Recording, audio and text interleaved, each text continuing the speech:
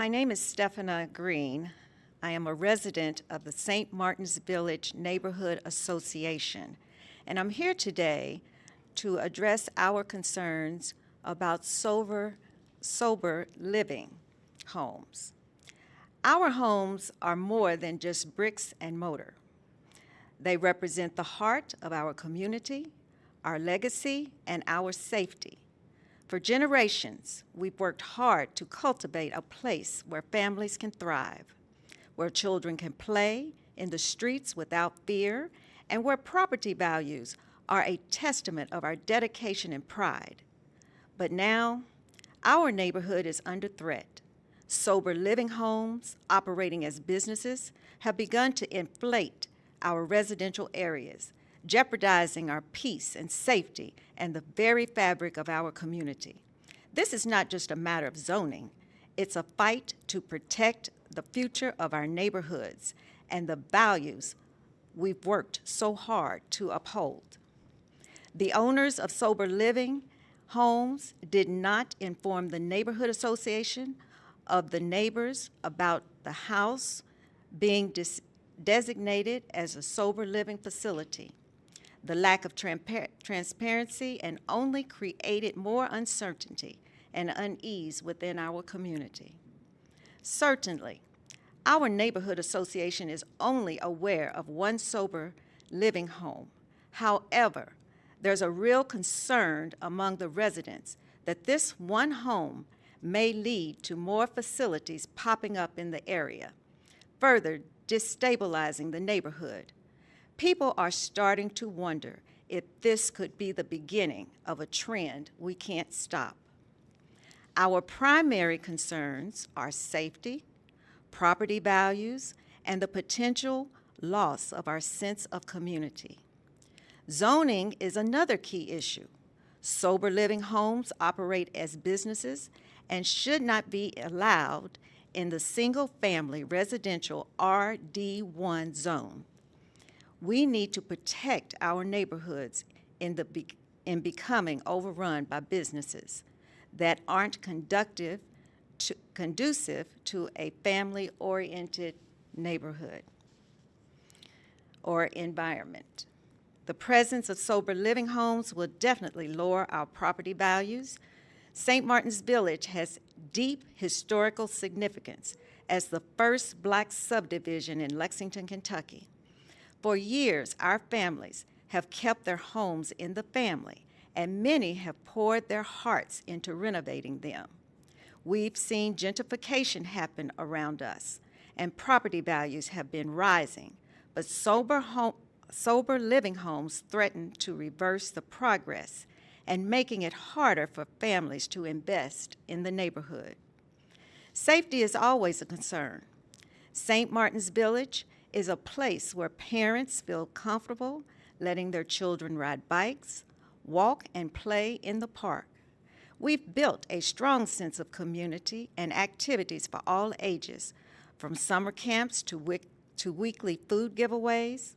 But sober living homes bring a level of unpredictable and risk.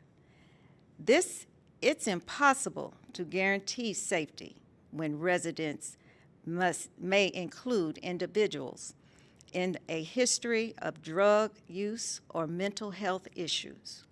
For example, one resident of the sober living home regularly can be seen in the front yard of the house, talking loudly to himself and widely gesturing with arms. All of this in the presence of our children riding bikes down the street. Since the sober living home opened, there have been multiple ambulance visits to house, more than one we see at elderly care facilities. This raises serious concerns about the potential risk of stability of the situation because the owner has never engaged with the neighborhood. It's hard to know whether there's adequate oversight or regulations of the sober living home. Based on the frequent activity around sober living homes should not be in residential neighborhoods. We understand the need for such facilities and acknowledge their importance, but they belong in non-residential zones, not in the heart of our family-oriented neighborhoods.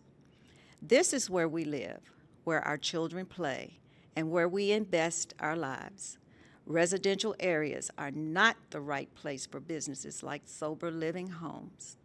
While some sober living homes are run with good intentions, aiming to help individuals recover, it's clear that many are profit-driven.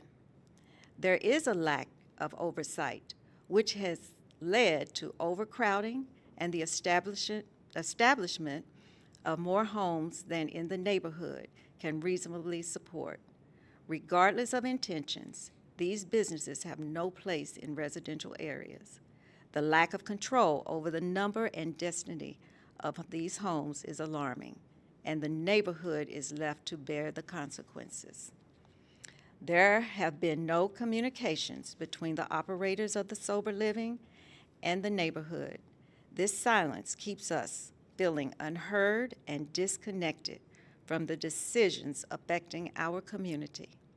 This absence of dialogue only exacerbates the frustration and the mistrust we feel towards these facilities.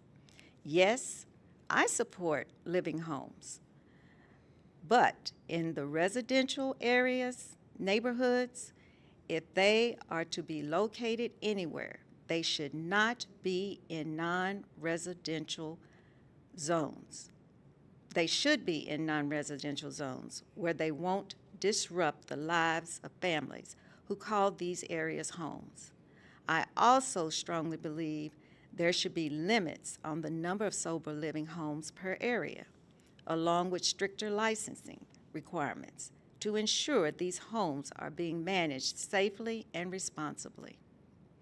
In closing, we are not against recovery, nor do we oppose the vital need for sober living homes, but there's a place for everything, and residential neighborhoods are not that place. These homes with lack of regulations and oversight are taking advantage of our community's trust and putting our homes, our safety, and our children at risk. We cannot sit by and watch as these essence of our neighborhood is slowly eroding. It's time to stand up for what we've built, for the families who call this place home, and for the future that honors the integrity of our communities. Greetings, my name is Jeff Montgomery. I'm a resident of Oakwood Estates, and I'm a proud member of that residence, and I'd like to thank everybody that's came out and support our neighborhood efforts in trying to keep the sober living houses out of our community. The question I have about that, and I know that these things are moving up all over the country, but before they are put in our neighborhoods, can we be aware that they are being put in that so we'll know what to do as far as that, who these people are, what they're doing, and because I don't want these people coming in here and causing more traffic, causing more drug infestation or alcohol abuse in my neighborhood. I don't know anybody personally who's been in those facilities, but I just don't want it in my neighborhood, period. I've lived there for a long time, and everything is like a family atmosphere. I love the place. I raised up two lovely daughters there, and it's home for them. And, there's no place in Lexington, I feel, that's like my neighborhood. And I asked the mayor at a question that we had the other night, can we be informed of these things when somebody's moving in the neighborhood? And if something happens at those facilities, can we be informed via text, on the phone, or email, or just something? We don't want these people just coming in here and tearing up our neighborhood, trashing up our neighborhood, and getting police calls, and we not know anything about it. That's the question I would have to her.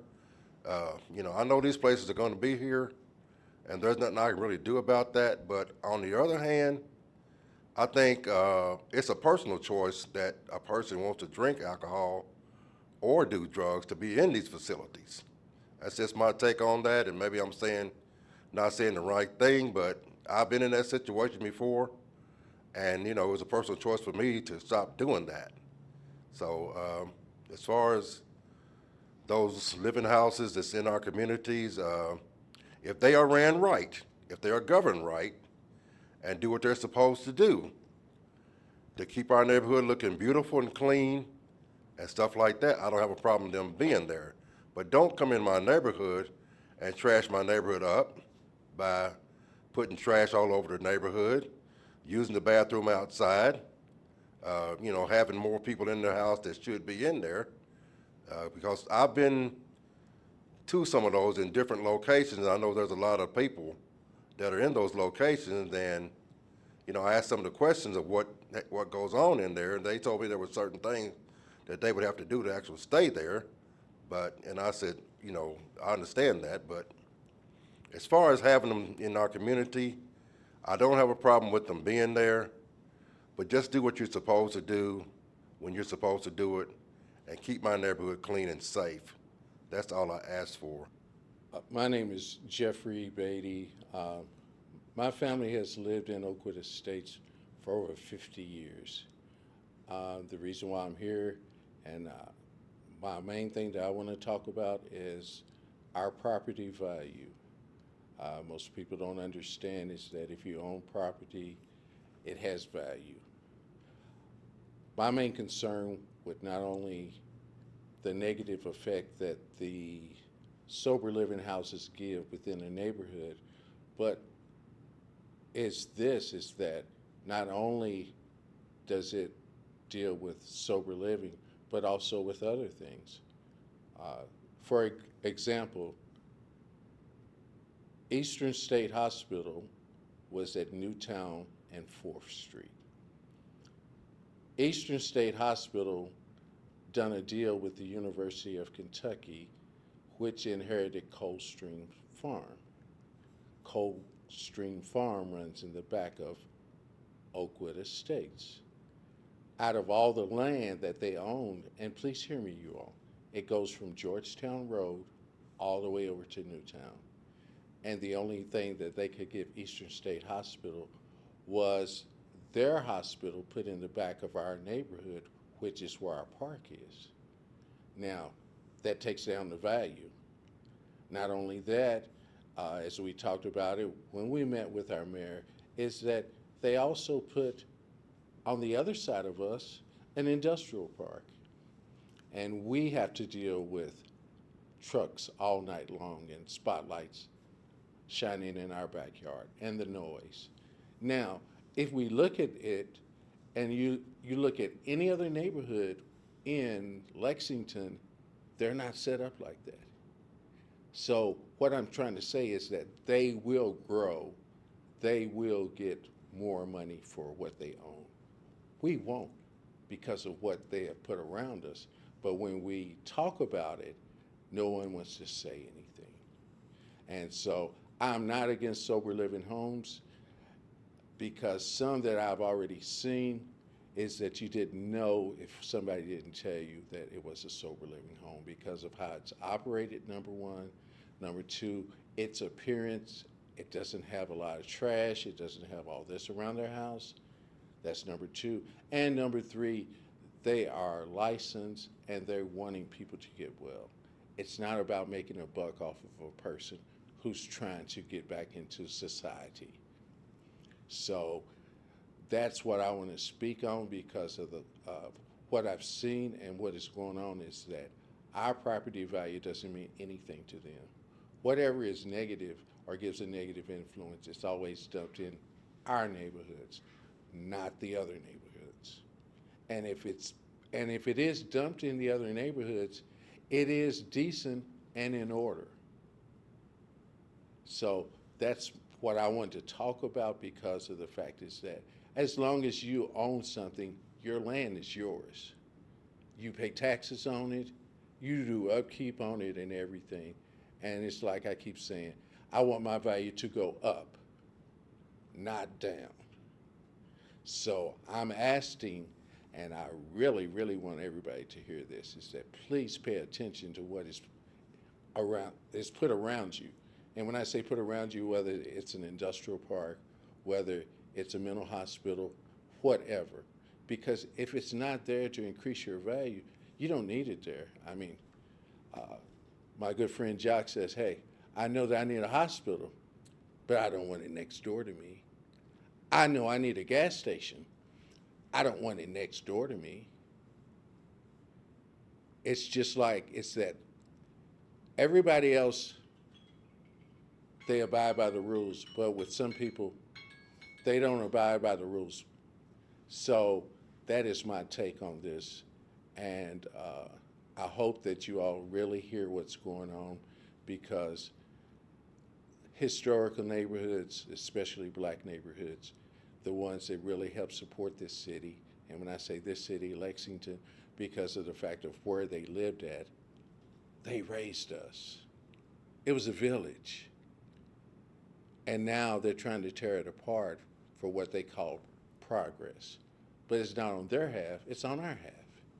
So that's all I really have to say about this.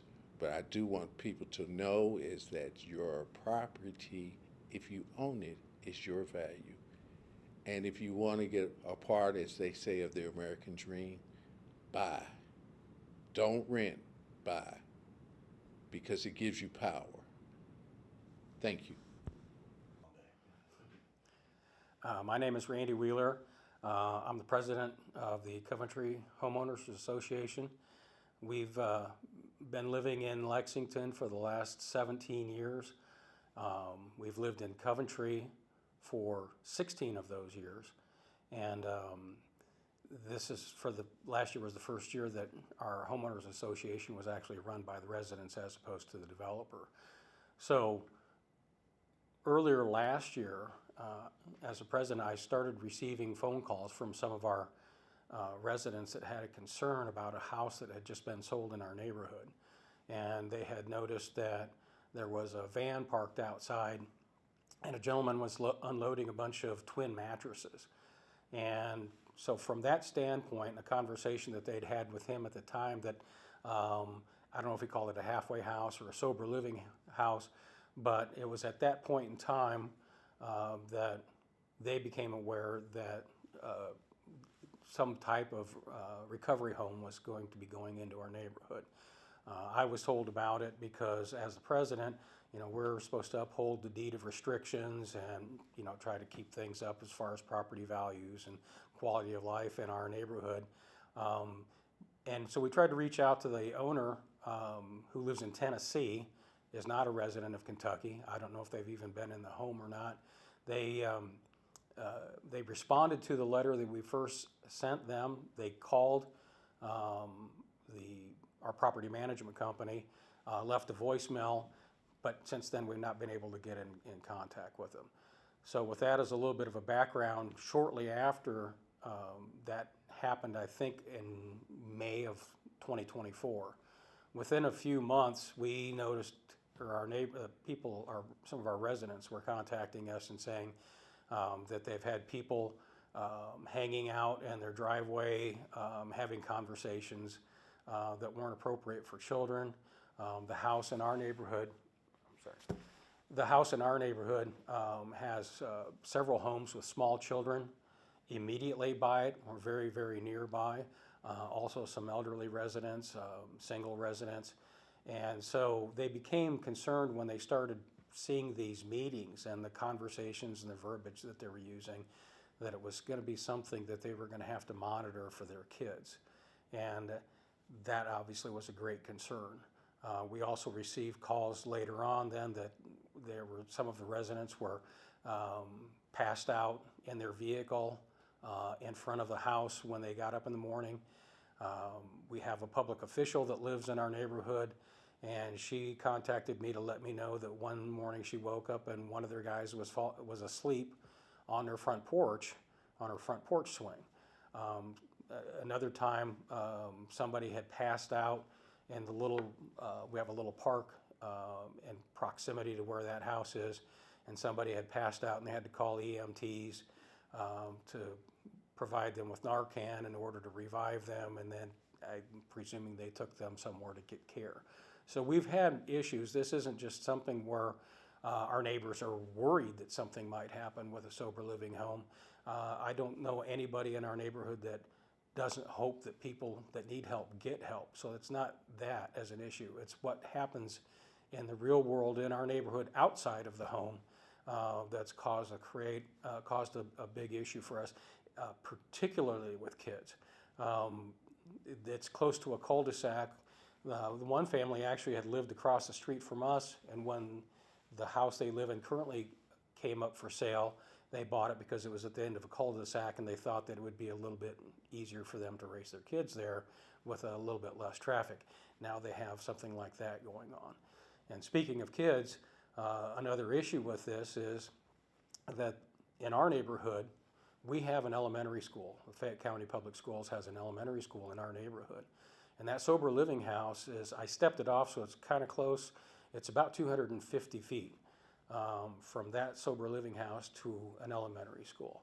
And there are all sorts of restrictions in Kentucky about what types of things can be close to a public school or a private school for that matter. But I don't know why they would believe that a sober living home would be exempt. Not saying that everybody that's in the sober living home would be somebody that would need to stay away from a school, but we know that people come and go in those homes for a myriad of issues, and they could have also adjunct type issues that need to be taken care of. So we've been working with this for a little bit less than a year. As I said, it came up in June of last year. We fortunately have been able to work very closely with the team for the Highlands and also for Oakwood Estates. And it's been terrific, and it's been great to be able to share information and also work together as a group to try to work with our public officials to take care of this issue. Not to a certain degree, I think that there should be some control over where they go, but once they're there, there needs to be more control over what our residents are exposed to. My name is Robin Connor, and I'm an original resident of Oakwood Drive, Oakwood subdivision. And I grew up there, and growing up, we were strictly family, we were strictly love, we were safe. We had no issues with outsiders coming in, causing fear to us. But one day, I walk my dog, I walk the neighborhood on the regular, I look out for the elderly and the youth. I was walking the neighborhood, and I saw some strangers in my mother's friend's house, and they had on sober T-shirts. So I walked over and inquired, y'all moving in? And they said, oh, somebody named owns this property, and he's making it a sober living home. And I said, oh, okay. I have absolutely nothing wrong with sober living, but there is a place for it. We have a school, STEAM Academy, at the top of our neighborhood, and it's just not, it's a zone 1, it's not a business area. And I do not support them coming into the residence.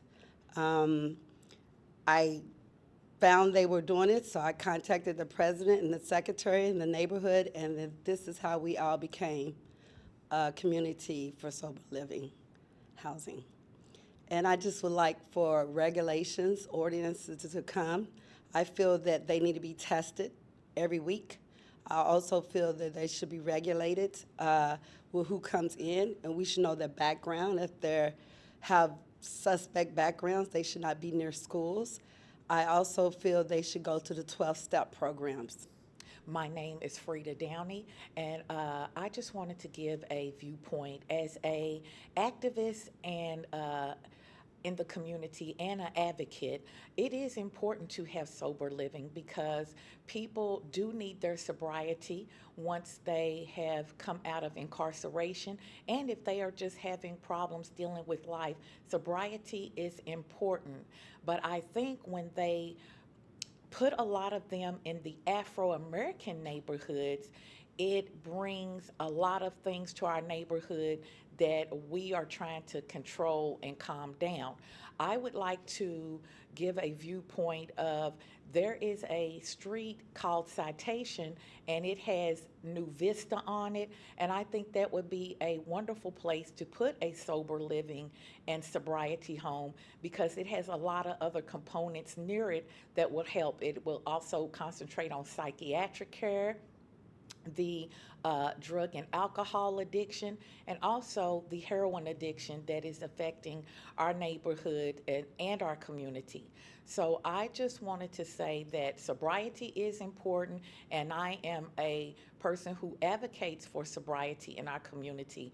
But when it comes to overpowering the Afro American neighborhoods with sober livings, I do have to question how they get there and the rules and regulations that are set forth to operate these homes. But sobriety and helping with a person's mental health and addiction is important, and it affects every population group religiously, nationality. So it's not just Afro Americans, it's all nationalities and religious groups that do need help in their ability to stay sober, to be prosperous, to be educated, and to have a financial path that lets everyone succeed. My name's Stephanie Sobleski, and I live in the Highlands neighborhood. I've lived there for about 6 years, been on the neighborhood association for about 4. When I first took over the position of secretary and treasurer, our neighborhood was in the top 25% safest neighborhood in Lexington. About 2 years ago, 1.5, 2 years ago, we discovered that sober living homes were popping up in our neighborhood, primarily in the back where no one could see them. In the lower income looking homes. Now, fast forward to today, we have about 15. None of them came to us and asked or even, introduced themselves to the neighborhood association. They have these homes filled with multiple people, more than they probably should. The yards are messy. Before they were here, we had very little police presence, maybe an ambulance a month. Now it's every day, multiple times a day. We have the ambulance, the fire department. It's overwhelming and tiresome. For not only myself, but all the neighbors. I get calls daily about, this house is doing this, and this house's yard is messed up. Someone OD'd in this house, or someone stole this off my porch. I personally have had stuff stolen from me. As a matter of fact, in the last 30 days, I've called the police 3 times. I've had to invest in a better camera system to protect my property. I've had to basically tell my neighbors the same thing. I can't do anything for them. When the police come, they don't even answer the door, which is ridiculous. There was recently an incident where I was stepping out of my house to find a gentleman leaned up against my car with a beer can sitting on my trunk. And I asked him to move, I don't want you on my car. And, he said some pretty derogatory words. And finally, he did leave, but then he came back. So I called the police on that one. The police went to the door, and they were informed that under HIPAA laws, they weren't allowed to say anything, whatever that means. My neighbors and myself are at a loss for words. We don't know what to do. The children don't play in the park anymore. We used to have, 20 children that were at the park every day after school if the weather was right, and every weekend there was something going on at the park, and now there's nothing. And it's mainly because these houses are not being ran properly. Maybe they are, but I don't think they are. One, because, the amount of needles, beer cans, drug paraphernalia that we're finding in our park has increased over the last 2 years. And another issue that I found myself is the house next door to me throws beer cans in my backyard over the fence. When I've said something to the director of that home, he said, well, the wind blew that in. Well, I don't know how beer cans and bottles, but mind you, are blown over a fence into my backyard. So it's getting, you don't know what to do anymore at this point with that many houses. They're littered throughout the entire neighborhood. You don't know what's safe and what's not anymore, and that's a bad thing. It's a bad feeling. Hello, my name is Leon Slatter. I'm a 52-year resident of Lexington, of Kentucky, and let me correct that, of Lexington, and I've lived in Oakwood for 35 years. I probably ought to help you to understand that the reason I'm here, I came to Lexington to work for the University of Kentucky as a county extension agent for 4-H.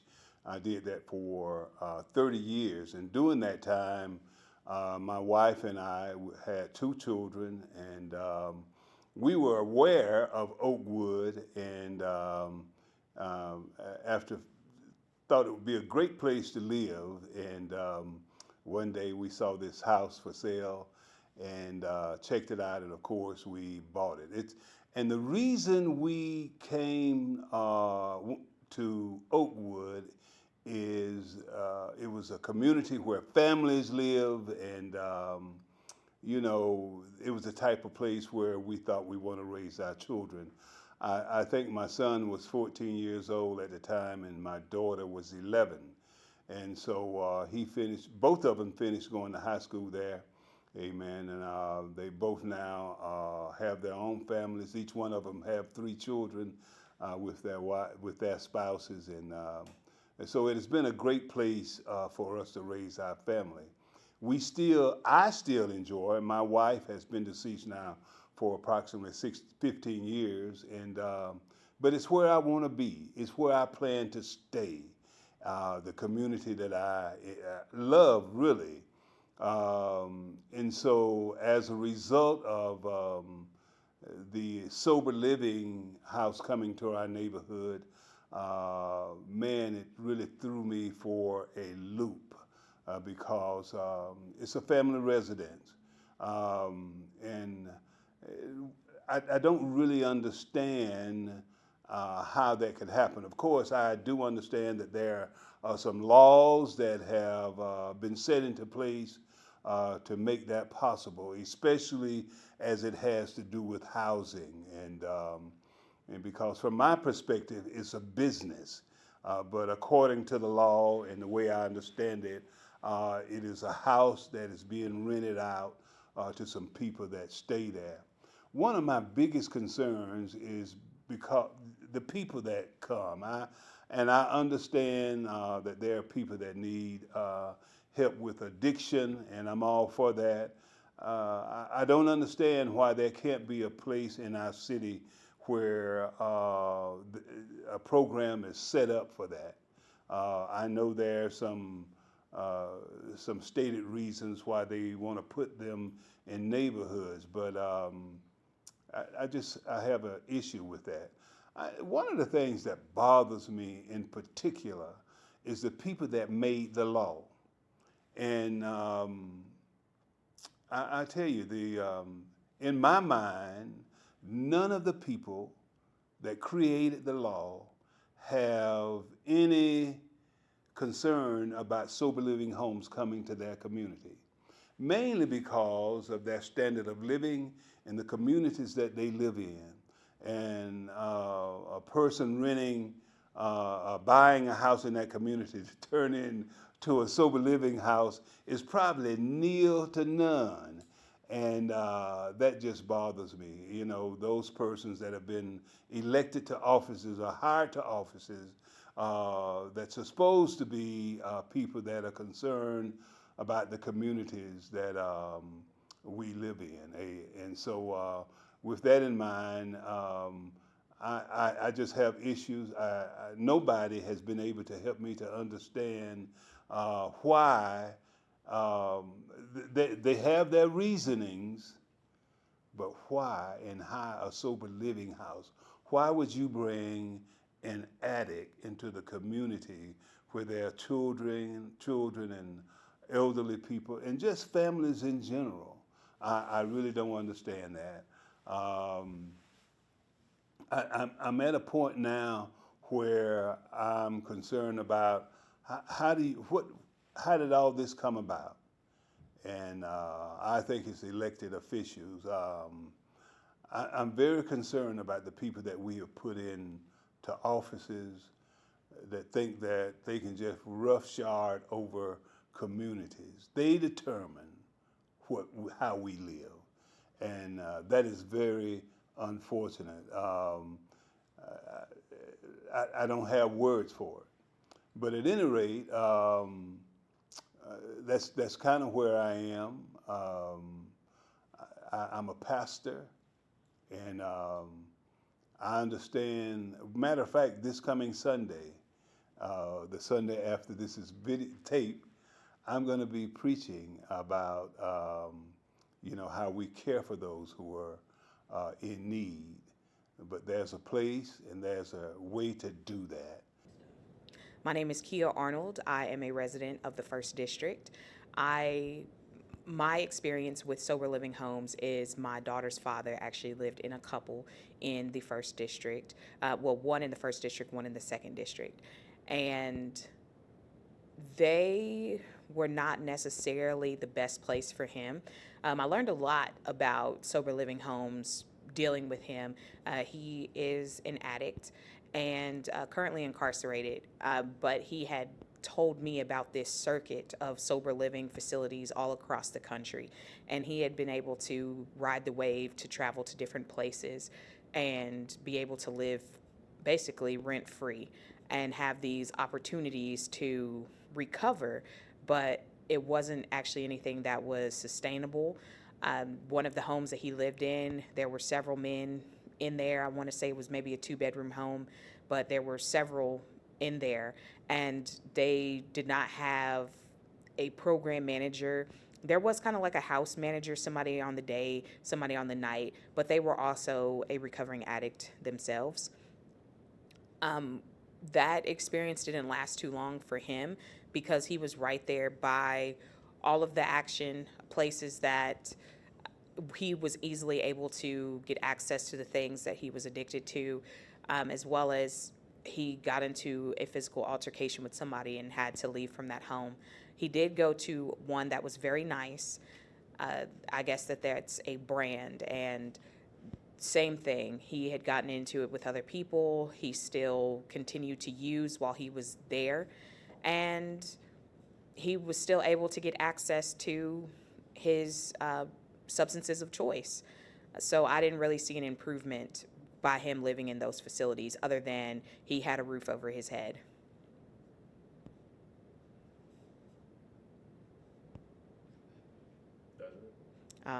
Were you all going to ask any? I'll do better if I'm prompted. I was just showing you, so. Okay. You know what I mean, like, once you see it. Let me see, because it says, I need to put the timer on here. Okay, I'll just freestyle some more. So I did visit 2 of those homes, and they weren't in very great condition. One of them was like a shotgun house, the one that was in the 1st District, and it they basically had bunk beds in there. It almost reminded me of a hostel, if you've ever stayed in one, if you're visiting abroad. There were just bunk beds in there, and when one person was kicked out or they decided to move on, they would just quickly put in somebody else. I don't know if they really had a system to vet people, but I don't know if that's necessarily a good idea to have different folks in their different stages of recovery being in the same facilities.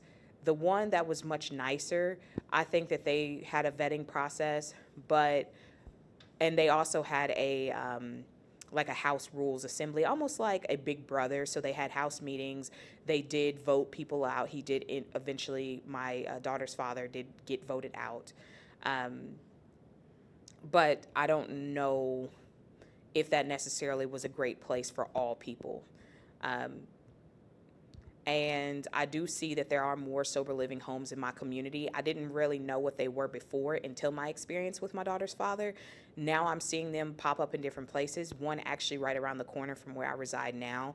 And I don't really have too many complaints about that one, but I'm also not next to it. I do see them always doing fundraisers and saying that they're going to conferences and such, but I have no idea if that's what they're actually doing. But I'm glad that this project is bringing awareness to what some of the opportunities, if you will, for improving these living situations, because I do believe people need spaces to live to help them recover, but maybe there needs to be some other improvements for the sober living homes in the Lexington community. My name is Jacques Wigington, and I have been blessed to be serving in the community for years. It probably culminated in me being a council member, serving 3 terms on Lexington's Fed Urban County government. And with that, I've seen a lot. Serving the 2nd District was not only a pleasure, but it was a learning experience, knowing that that district is one of the most diverse in all the city. With that, we come to understand a couple of things as being basic, right? It's basic that everyone matters, and making sure that we treat people like they matter. We also recognize that government, at no matter what level of government we're talking about, has as its core responsibility to ensure that people are safe and secure. Safe in their person, secure in their property. It's not that you will never have where you don't have legitimate competing interests going head to head. That happens. But at every turn, we have to look at situations and determine what's best, often weighing interest. In the issue involving sober living houses, we have a balancing of several issues. I hear us talking about the needs of those that are in need of recovery support, and we certainly recognize that that's a legitimate interest. We recognize those that are trying to help them, the operators that provide sober living homes, as part of the system, the process by which they gain, right, the recovery that they desire. That's a legitimate interest. But we also have where, in putting them in neighborhoods, we have the interest of children, because we know neighborhoods, especially those that have been zoned to be low density neighborhoods, are places where we expect and will have children, where children live and children play, and there's the interest of the children, and that's certainly legitimate. There's the interest of the neighborhood, people who have sank their time, effort, energies, as well as their monies into a living space that they can call home and that is safe. It's a legitimate interest. So what about this sea of interests? We look to try to balance them, and the best government does that and does that well. Currently, we're finding that that is not being done well. We have where there are documented cases, noted cases, undeniable cases in which we have where sober living houses are being put in places and operated in ways that are not in the best interest of anybody. In this sea of interests, let's break down and look at those groups that we have to be concerned about. Number one, at least in my estimation, has to be the best interest of the children. Our law sets up where when we consider cases, when we talk about law, we say that the best interest of the child comes first. They are the innocent of the innocents, right? They're the most innocent group you can imagine. And when it comes to sober living houses, we cannot get around the reality that with sober living houses come those that are dealing with addiction, active addiction, oftentimes. That we're talking about that the stats say that 40 to 60% of those who are going through this rehab process relapse. That with those numbers, then we have where we want to make sure there's an opportunity for them to make the step backwards, to go 2 steps forward. But the question is, should relapse happen near playgrounds? Should we have where we put sober living homes next to where children live and play? I dare say that's not in the best interest of children. And parents rightfully are concerned to upset about that, especially when we know all we have to do is put them in places that make sense. Speaking of places making sense, the law tells us that we must be concerned, and we should be concerned, about those who are disabled by drug addiction. That there are federal laws set up to make sure that they are protected, and it's understandable. But even in those laws, we find that the purpose of them being allowed to be in neighborhoods is so that they have a drug-free environment, so they get used to transitioning into a normal lifestyle. But is it in the best interest of those that are recovering to have where we put them in areas that have been struggling with illegal drug trade? Drug-free zones are not drug-free if it has drugs in them. Now that can be in the house, but that can also be outside the house. It's not a drug-free zone if it's surrounded by or inundated by a drug trade. It's not a drug-free zone if it's next to a crack house. It's not a drug-free environment if they come out the door and they're facing dealers or they have a front row to relapse. So there's the best interest of the children that says you shouldn't have that kind of situation next to children where people are subject to relapse. It's not in the best interest of the recovering to put them into areas in which they then would be tempted by drug trade, drug dealers, and the like. But what about, too, the best interest of the neighborhoods? Imagine if you are in a neighborhood that has where someone comes in, they put a sober living house within 300 feet of a school. Imagine if you have a neighborhood in which you have where there are no sober living houses, and then all of a sudden, within 1 year, 15 of them occur or put into that neighborhood. Imagine if you have where there's a sober living house that's put in to a neighborhood and there's no notification that it's coming. Imagine that you're in a neighborhood that has where it's already finds itself struggling with illegal drug trades and having where it's been inundated with social services agencies, only to have where then the houses that it has available for home ownership and renting now goes to be used for sober living houses. Imagine if you're a neighborhood that has where there are 12 houses on one street, and then 7 of them are converted to sober living houses. I say imagine, but we don't have to imagine any of those because every one of those scenarios I mentioned are true. They're real. They're happening now. And it doesn't have to be that way. That's the big thing. It's not an either or. We can do better. We can do what makes sense. And this is not making sense. It's not making sense for the kids. It's not making sense for the recovering addict. It's not making sense for the neighborhood. It's not making sense for the city. We don't have to choose whether or not we have sober living houses or not. The question is not whether or not we have them, but where they're placed. I personally need gas. I drive a vehicle that requires it. I haven't converted over like some to the all-electric yet. I need gas, so I need a gas station. And I found that in my own life, in my family's life, there's been times that we've needed a hospital. But with that need and the legitimacy of those services, I don't put them next door to my house.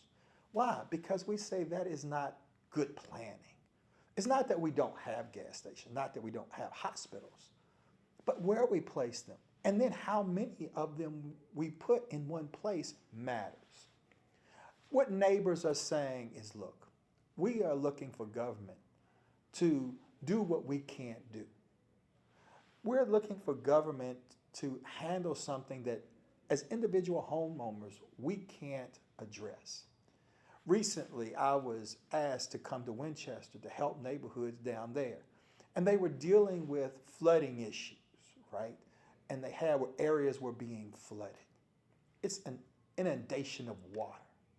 And they were concerned. And the big reason that they needed to come together and the reason that they needed government to take control of the issue and address it was because it was a problem that no one single homeowner or even one HOA or neighborhood association could handle on their own.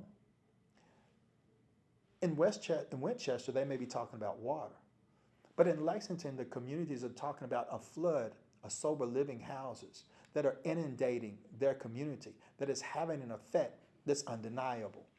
You can go and check government records and you'll see that there's an increase in the number of emergency calls that are made in neighborhoods that go from not having sober living houses to having them. Inundation is a problem. That's a placement problem. It's a problem that neighborhoods can't deal with alone. It's a problem that HOAs can't deal with alone. They need government to step up and do what government does. And that's what they're asking for. They're asking for balance, to make this all make sense, to do what's in the best interest of everybody, and it can be done. But until we recognize that there's a problem, we don't solve a problem. Some would say, well, it's not really a problem. It's not a problem in terms of issues of safety, but yet we find that there are calls that are being made to unregulated, unattended, or unmonitored, or unhosted sober living houses. That's not speculation, that's a fact. They'll say, well, it doesn't affect property values, even though neighbors are concerned about it. That's not a real threat. Okay, if you don't believe it will affect property values, give us your address. Let's put one beside your house. If you don't think that it affects your children, give me your address. Let's put it by your house. And that's what residents are saying. We can do this and do this well. We can do this if we do it right. But right now, what we're doing is neither right nor done well. And it's causing harm to too many. It puts children at risk. The type and the quality of recovering services is greatly diminished. You can't tell me I'm a little bit overweight. You can't tell me that if I was to go and try to curb my habit of overeating and I went to a fat farm, that the best place for me to go is next to a place that has a whole row of fast food restaurants. That's what we're telling those that are in recovery. We're going to put you in the worst environment, not the best environment. That in terms of neighborhoods, we're telling them, you know what? Ignore the fact that this is changing the character of your neighborhood. Ignore the fact that this could have a negative impact on the perception of your neighborhood. It's a tough situation for all, the way it's being done. And again, it's not necessary. Some will say, well, you know what? That's very selfish of these neighborhoods to have where they don't want to have sober living houses there. First of all, that's not exactly what they're saying. What they're asking for is responsible placement. But I will admit, there are many that are saying, you know what? It shouldn't be there. Quite simply because we bought into the ideal that we paid for property that was in a zone that was meant to be low density and reserved for residents, reserved for neighborhoods, reserved for a place to raise our children and to live our lives safely. We bought into that with the zoning. That bringing in a home in which you then have where people pay rent and are not related, and have where there's a focus on a particular quality that they have that is not innate. Look, the bottom line is that sounds like a boarding situation, or that sounds like a hotel situation or an Airbnb situation. It sounds like a business. And if you have a business in a residential area, many people feel that's outside, if not the letter, the spirit of what we do in designing our city and making sure we have safe places for neighborhoods to raise children and families. With that aside, what is it that we do? Well, one is we have where you view it by the golden rule. And some people will say, well, wait a minute, hold on. Our problem with neighborhoods is that they don't seem to be very, very kind. They don't seem to be good neighbors. They don't seem to be following the golden rule. I beg to differ. Imagine this. The church is called upon to take care of those that are poor, those that are hungry, those that are thirsty, those that are naked, those that are orphans, those that are widows, to take care of folk. It's true. And imagine a church that takes that charge seriously and says, yes, that's what we will do. But then they have where one family takes care of all of those in need, while the rest of the families in the church do nothing. Well, that wouldn't be fair. What makes sense is that you would spread out the need, spread out the responsibility. You would spread those houses throughout the community, throughout the city. And that's not what we're seeing. We can do better. One, we can have where there can only be so many homes within a certain radius and area. Two, if you have where an area has a history of dealing already with drug trade, crack houses, and has a problem with illicit drugs, it's not the best place to put a sober living house. So those would be exempted for those reasons. That we then would provide neighborhoods with the kind of support that would make them feel secure. And so we would then make cameras available as grants to homeowners. That we would then have where community policing would be concentrated in those areas. That we would ensure that those that are in sober living houses are actually rehabbing addicts and not addicts that are active in terms of their addiction. We would have where we would do what makes sense. And I think that's all residents are asking for. Lexington can either be a leader in how to do it right, or be on the top page of the Herald Leader when things go wrong. We can do better. We must do better. Together, yes, we can. Surely, yes, we will.